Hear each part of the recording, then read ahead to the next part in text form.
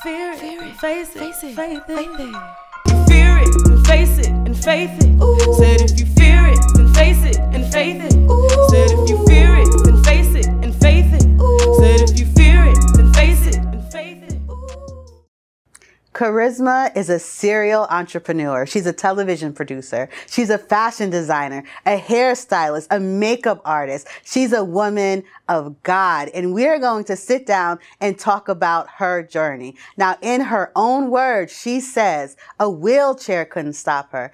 Cancer couldn't stop her. Her father's death couldn't stop her destiny. Her bounce back game is strong. But you know what's stronger?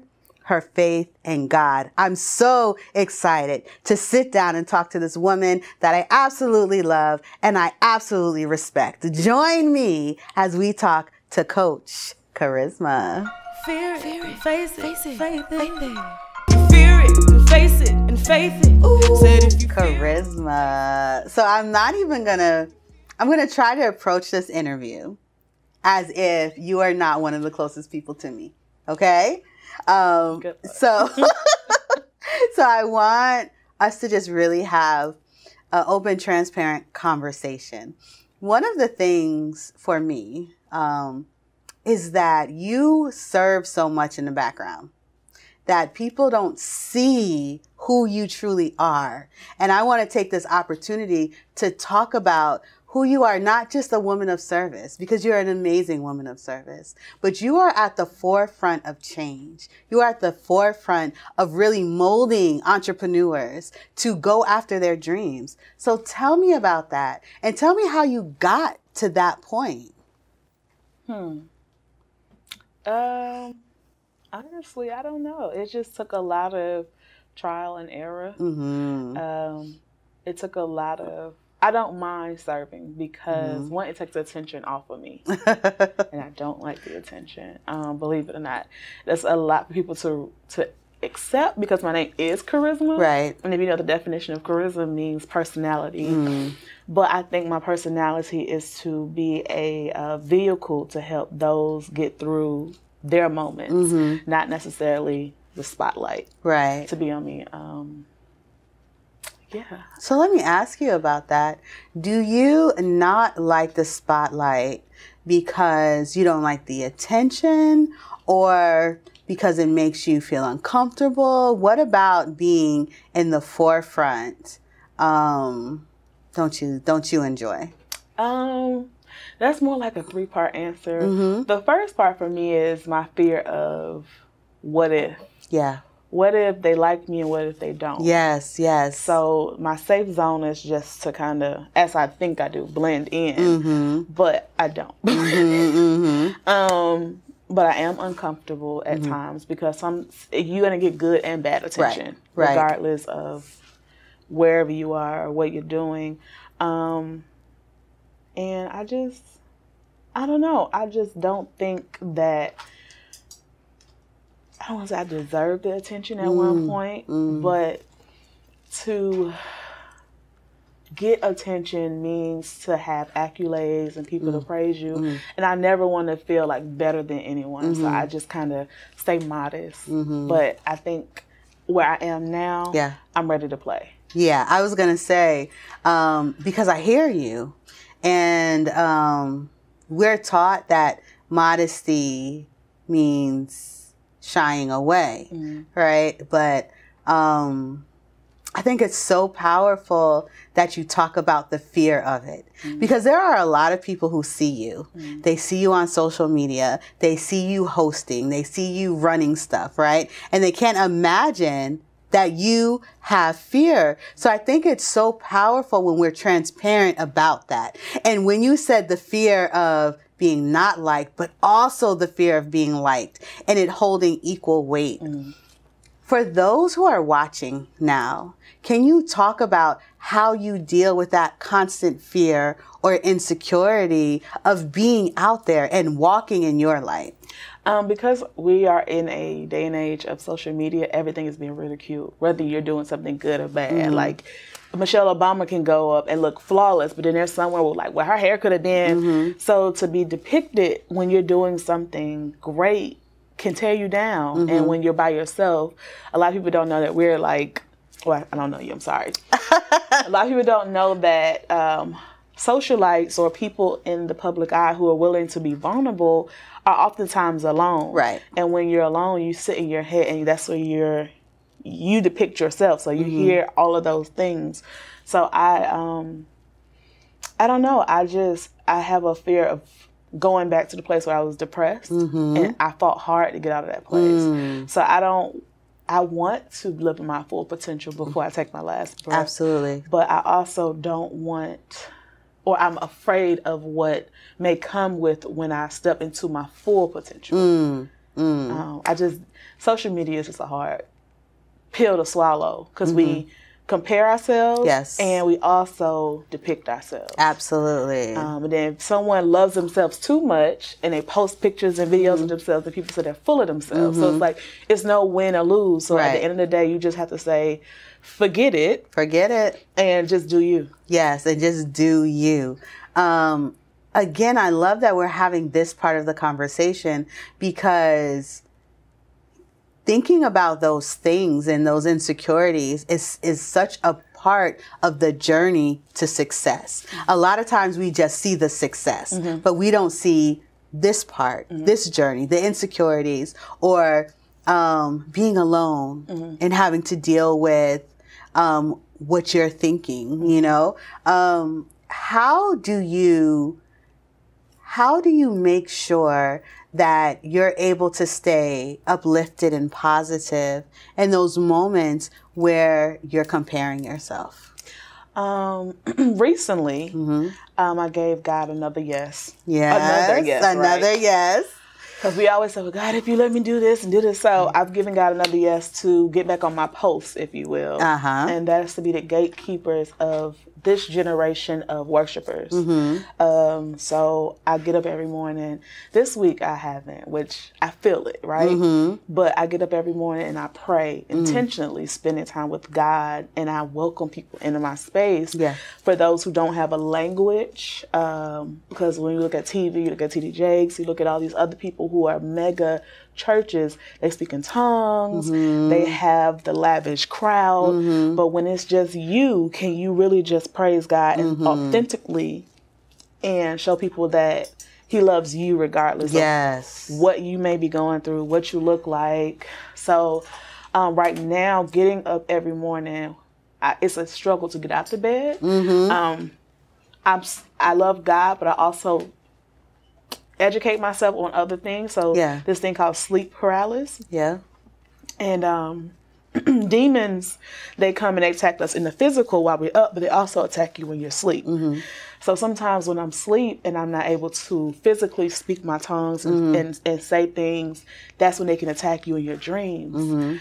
So getting up, sometimes I'm like, oh, I can't do this, and I feel defeated.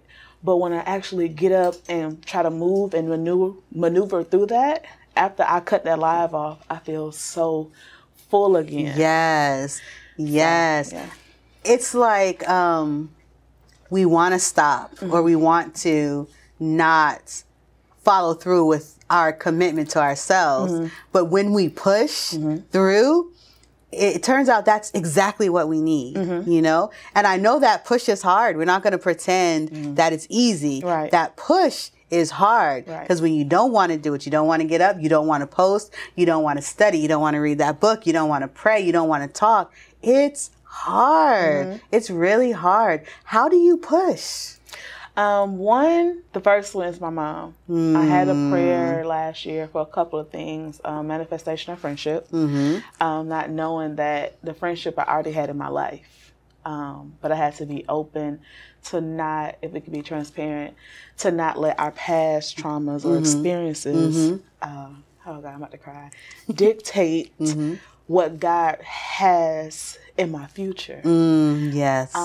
So first it was you, and then it's my mother. I had a prayer that someone special to me would be my prayer partner. And it wasn't the person I thought it would be. It was my mom. So now every night, intentionally, we pray.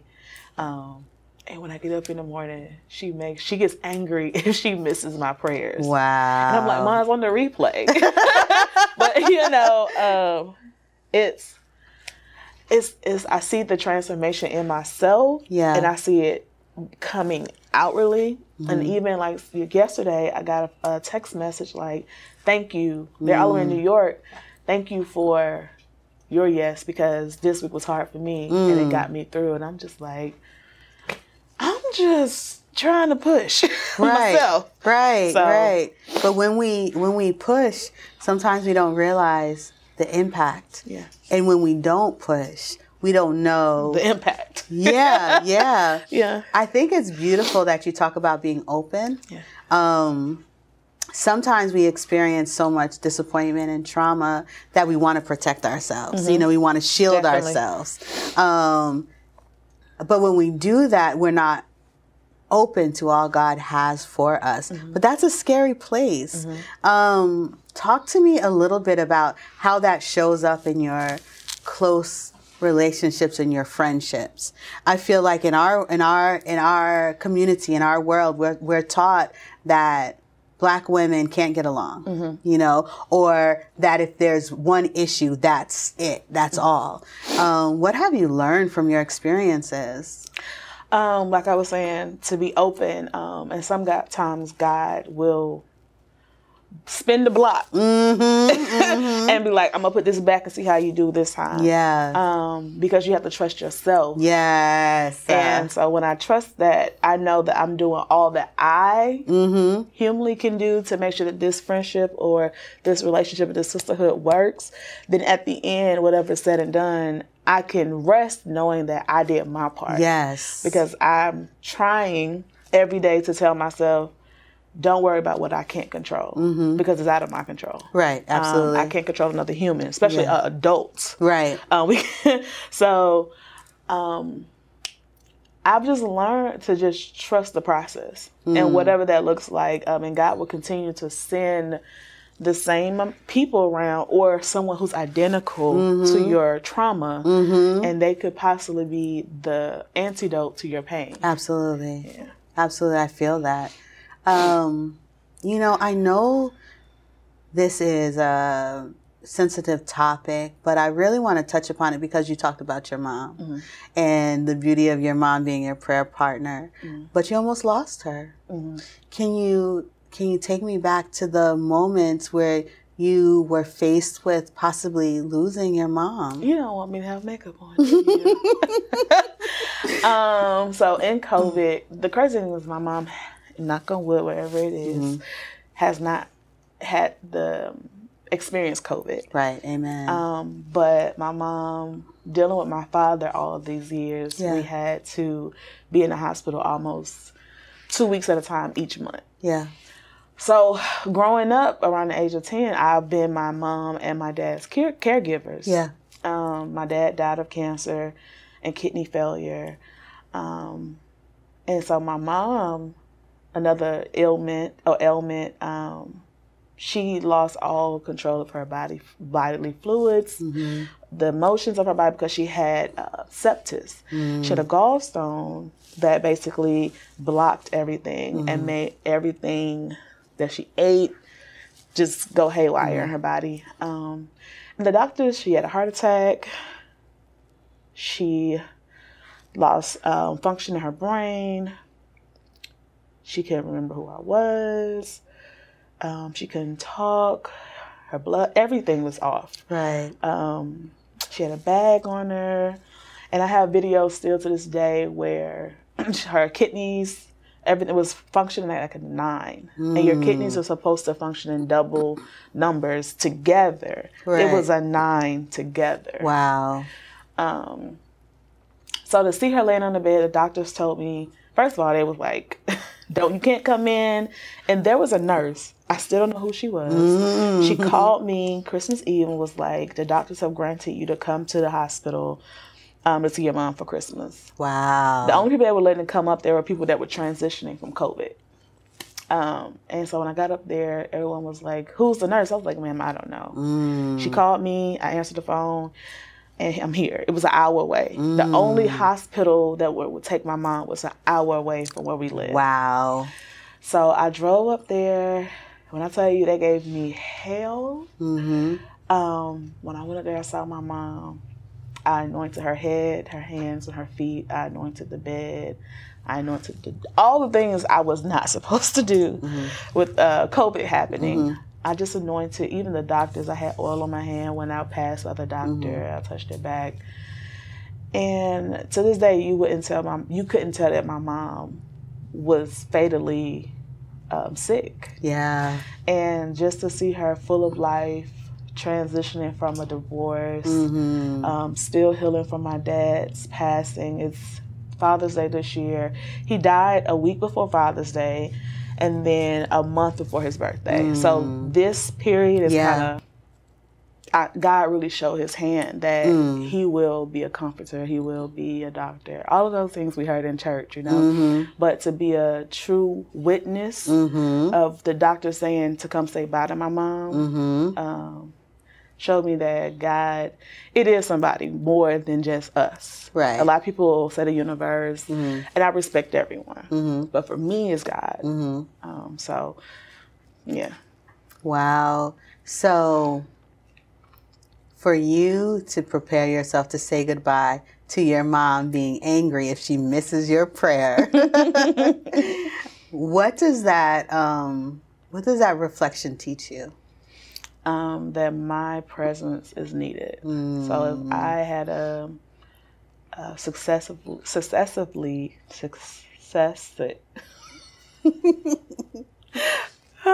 if I had a success with going through suicide, I wouldn't have been able to make an impact today. So my mom would have lost a daughter and a husband. Absolutely. So, I think that, you know, we can spend hours talking about suicide and attempted suicide and all of that stuff. And I know it's a very sensitive topic for you. But what I would like to do is, can you just take a moment to speak into someone right now who feels like the only option is suicide? Because you are a testament to what not taking your life can look like. Suicide is not the only option. Your options are more than you think it is. There is someone that will miss you, even if they don't express it as much as they should. My friends know randomly I'll send them a message and say I love them or whatever God is saying to me. Suicide, a lot of people say it's a coward way, and I hate that because you're valid for how you feel. Absolutely. But I think that it is a cheat code, and you're cheating yourself out of your better days that are to come. Because I am in my overflow season.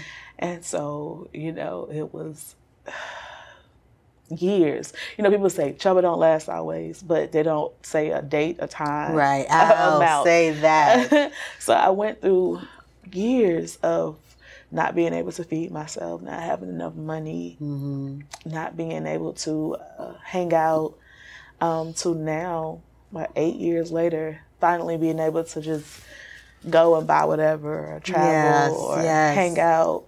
I never thought I would be here. But if I had committed and went through with my suicide 3 times, the one time I tried to commit suicide, I took pills. I had a salon in Buckhead. I felt like a failure because it wasn't bringing in as much money as I thought. I did my client that morning. It was a Sunday. I was in a relationship that wasn't for me. Right. We had just gotten into a fight the night before. It became physical. And I just wrote a status on Facebook like, I can't take this no more. Yeah. I took pills because I was out of the wheelchair. It was just like thing after thing after thing. And I can laugh at it now. I was like, I'm going to have a final meal. Went to McDonald's. I got a Big Mac, a milkshake, and fries. After I popped the pills, I ate, and I drove so fast, dangerously, Right. to the gravesite. No one could find me. The power of social media can tear you down, but it can help you as well. Absolutely. That status circulated. I still have those messages today. That I can go look at them. People will just tell me how much they love me. God loves me. The world needs me. Yes. And I just sat in the sun, high as a kite, because I ate. So the food was soaking up the medicine. And my phone wouldn't stop ringing, and I was sitting at my dad's grave, because it's my dad, my mom, and me. So our life is kind of planned out for when that time comes. Right. Death taught us a lot. And girl, I couldn't, the weapon didn't prosper. Wow. The weapon formed. The enemy thought he had me, but it didn't prosper. Wow, that's beautiful. And I love that you speak about the power of social media. When I was going through a really dark time through my cancer journey, it was my social media family that kept me afloat. The messages, the comments, the support, the family. So there's a lot of negative attached to it, but you can really build community. And I want to segue into talking about how you're building a community of entrepreneurs. I think it's amazing to go from really battling depression, having businesses that have been successful, businesses that have not been as successful, and taking all of that knowledge and wanting to empower somebody else. Why did you decide to be a business coach? Because what I realized was, in hair school, all they talked about is you want six figures, but they never told us how to really get to those six figures. And it took for me to go jump off on faith, which I'm happy I did, but I failed. But you can't have a testimony without a test, right? Absolutely. So I went through a year, almost made it to 2 years of having a salon by myself, and I lost everything. I lost the salon. Well, I gave up the salon. Yeah. I gave up my car. I gave up the relationship. Moved back home with my mom, and it gave me time to sit by myself and to realize that if I had a mentor, I probably wouldn't be here. So I used to beat myself up for not seeking that. But you can't beat yourself up for things you don't know. Absolutely, you cannot. So I was in school. What I learned about institutions are they can only teach you or what they're regulated to teach you or what they know. I was in school and no one knew how to do makeup. None of the instructors. No one knew how to do special effects makeup. Who taught them? Yeah, because you're awesome. So, guys, she's awesome. Not just makeup, but special effects makeup. Yeah. So that's what I had to teach myself. And a lot of things, people say that things are in books, but the truth of the matter is a lot of things are life experiences. Absolutely. So I wouldn't have learned how to forgive until somebody forgave me. I didn't learn how to maneuver through life and I didn't go through life. Right. So I love what people say is things are in books, but let's kill that because my dad couldn't read. But the beauty of my father was he went out and he got it. He was one of the top construction workers for a black-owned top construction company, Russell Company in Atlanta. And my dad built the West End. He built Piedmont Park where he actually fell sick. And we found out he had kidney failure. He built Grady Hospital. My dad is a staple, so when I drive around my city, my dad is always beautiful. With me. And it hurts because I was talking to Bishop the other day, and he said, well, how are you doing this Father's Day? And I was like, I'm hurting. Yeah. Because my dad, I'm able to see everything he's done, but he can't physically see what I've done. And being a country boy, all my daddy knew was work. Right. He was good with his hand. He was a carpenter.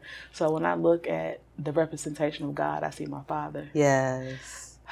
So Jesus was a carpenter. He was so many things. He was amongst thieves, prostitutes, you name it. So my father was the same. What people don't know is my dad used to go to the boys' like transitional home shelters, and he will tell the boys come with him, and he would teach them trades. So my dad wasn't just a black man, he was an influencer. And that's what a real influencer is. So, yes. You know, it's like I had a rare treasure that social media would never understand.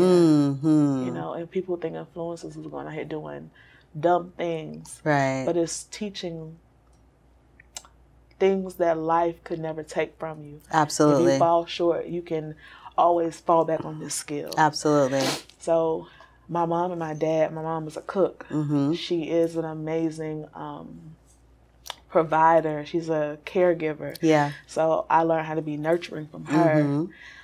So I think I come from a family of servants. Yeah. And to be a leader, you have to learn to serve. Oh, absolutely. No question. So in entrepreneurship, a lot of people come out of the 9-to-5, but don't know how to be or provide a 9-to-5 to other people. So properly, legally, yeah. structurally, yeah. So, and morally, like you can't just treat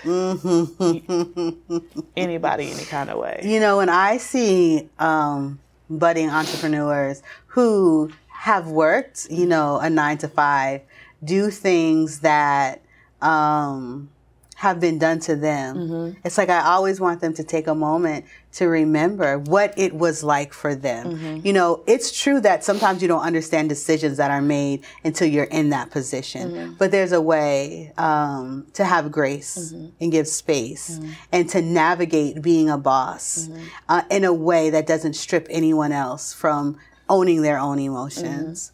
I love when you said that your parents didn't have the words. They didn't have the title. Yet you took all that they poured into you. And now you are doing what your dad did. You're teaching skills. You know, one of the things that I love about your book is it's not one of these, I'm going to sell you a dream book. It's not one of these, okay, so you have a passion for quilting. Now go out there and make all these quilts. You know, your life away. It's about, well, let me tell you what an LLC is and why it's for you or why it isn't for you. Right. You know, let me tell you how to build business credit. And then let me teach you how to go back to the why you did this in the first place, because it's going to get hard. Tell me how important faith is in the entrepreneurial journey.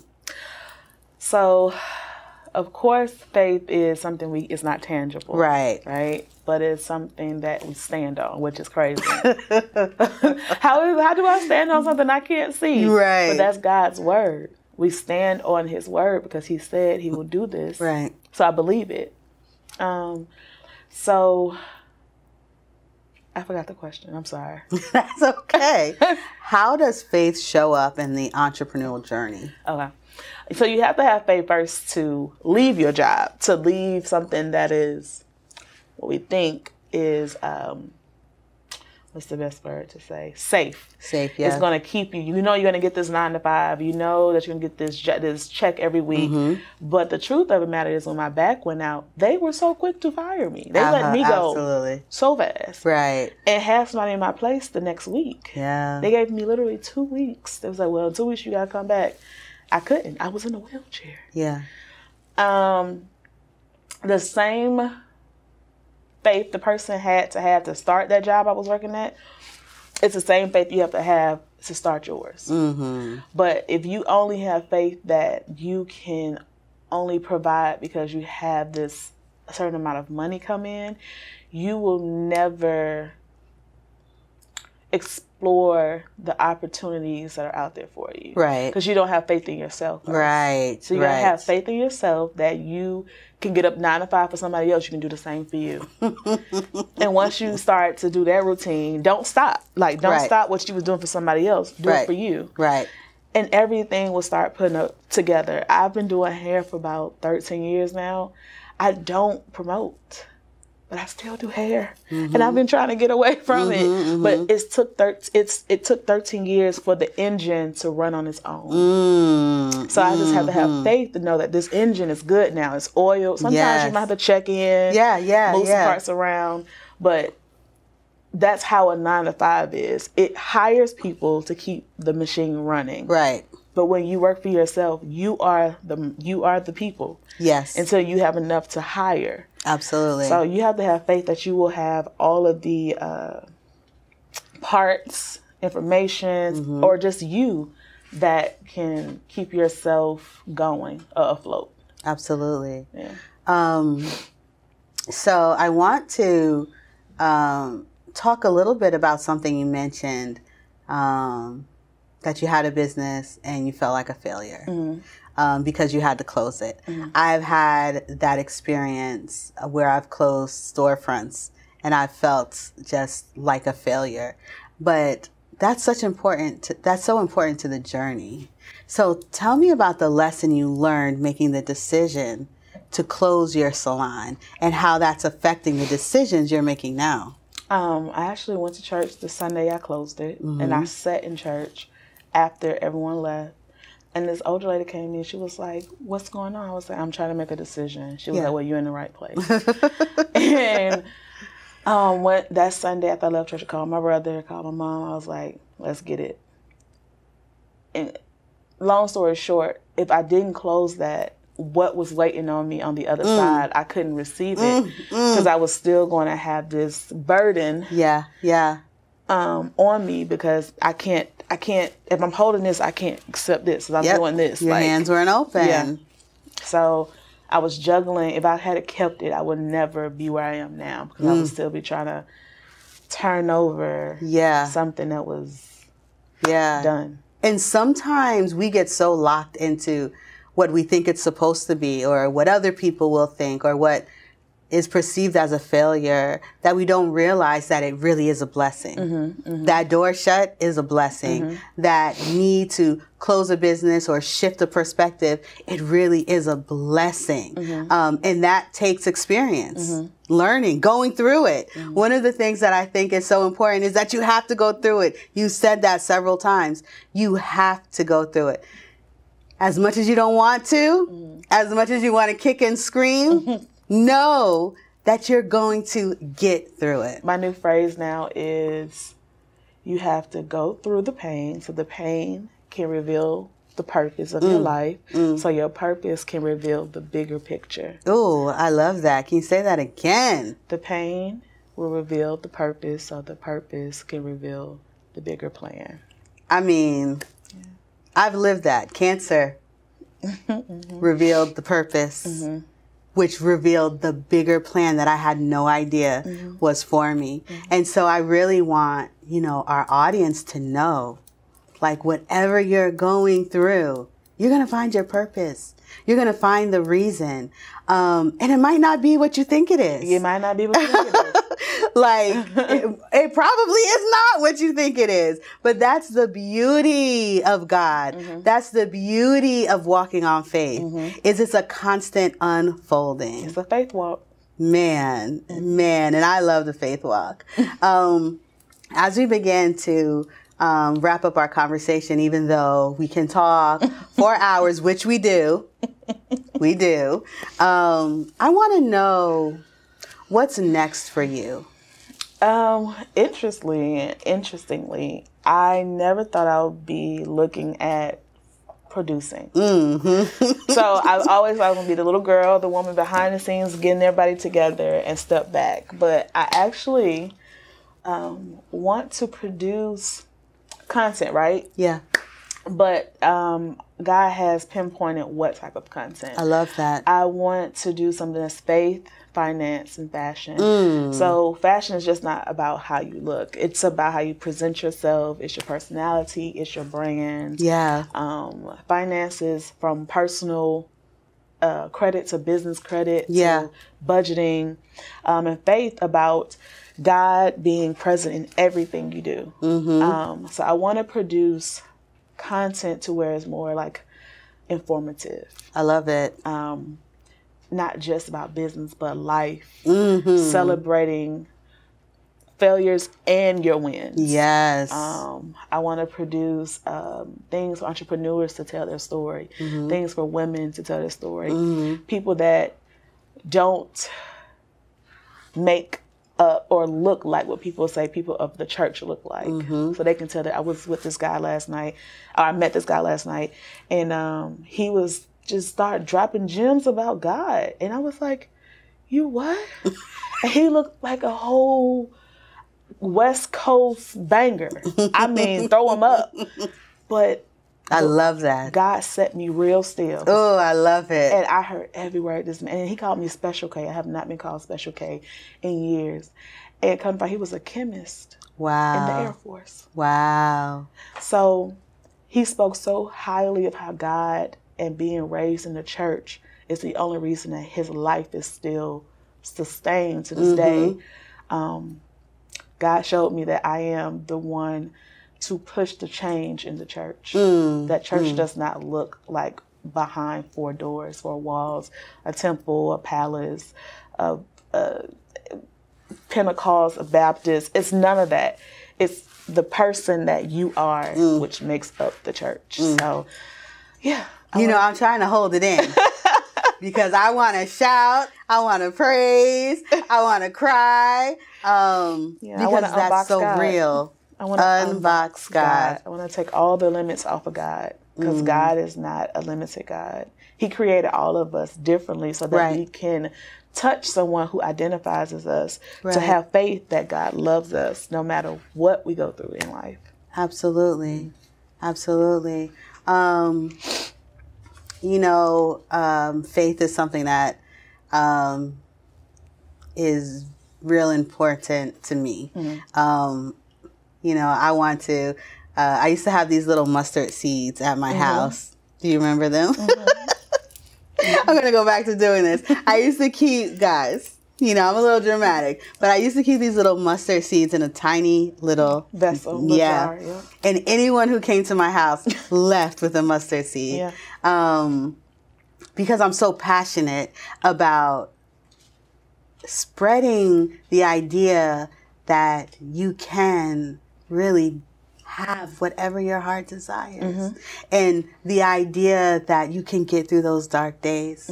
What for you is a faith point or a faith lesson or a faith understanding that you absolutely rest on? That all things are possible through him. All things are possible.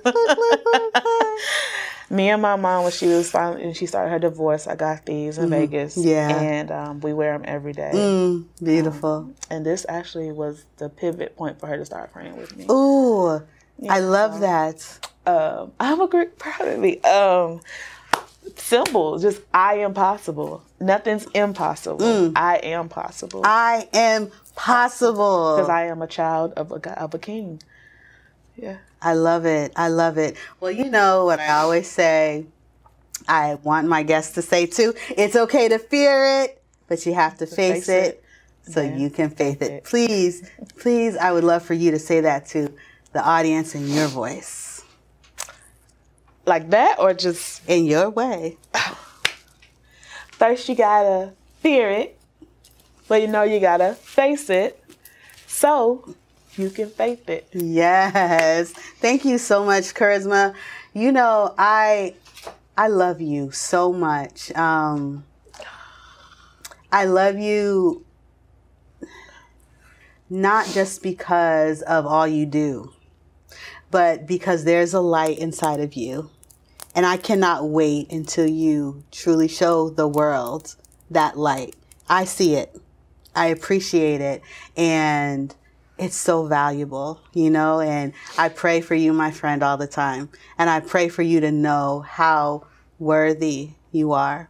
You are an amazing servant. You are an amazing woman of God, but you also are an amazing leader. The world needs to see you. So I look forward to sitting next to you when you're walking down the red carpet after your first big producing gig. I look forward to standing next to you when you're ministering to thousands of people in a park who never thought God was for them. I look forward to that. And I just want you to continue to walk on faith because you're an example. I love you. Guys, thank you so much for joining me on this episode of Faith It. I'm ONYX KEESHA. This is Karizzma B. And we want to say peace out. It's by no mistake. You tuned into What a testimony. I don't know about you, but I had to hold back tears several times. The fact that Karizzma was so transparent about her battle with depression and suicide and how she overcame all of that. And oh my gosh, her stories about her father, absolutely amazing. I hope that you were able to see a reflection of yourself in her. So once again, this is Faith It with ONYX KEESHA. I am just so excited about all that's to come. We are pouring into each other. You're pouring into me. I'm pouring into you. And our guests are pouring into us.